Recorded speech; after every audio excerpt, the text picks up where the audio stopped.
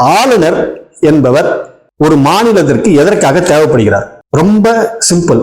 ஒன்று, ஒரு கட்சி தேர்தலில் வெற்றி பெற்றுவிட்டால் அந்த கட்சியினுடைய சார்பாக தேர்ந்தெடுக்கப்படக்கூடிய முதலமைச்சருக்கு பதவி பிரமாணம் செய்து வைப்பதற்காக தேவைப்படுகிறார்.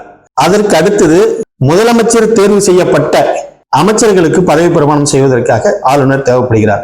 அதற்கு அடுத்தது, சட்டசபையில அரசாங்கத்தினுடைய அறிக்கையை படிப்பதற்காக ஆளுநர் தேவைப்படுகிறார். அதற்கு அடுத்தது ஆளுநர் எதற்காக தேவைப்படுகிறார் என்றால், இது எல்லாம் இந்த 2 விஷயங்களுக்கும் நீங்க சபாநாயகரை வச்சு சட்டமன்றத்துல அந்த அறிக்கையை வாசிக்க முடியும். அப்ப தேவைப்பட மாட்டார். உயர்நீதிமன்ற நீதிபதிகளை வைத்து பதவி பிரமாணம் எடுத்துக்க முடியும். அதுக்கும் ஆளுநர் தேவைப்பட மாட்டார். ஆனா எதற்காக ஆளுநர் முக்கியமாக தேவைப்படுகிறார் என்றால், மாநில அரசுக்கும் மத்திய அரசுக்கும் இடையே ஒரு பாலமாக இருந்து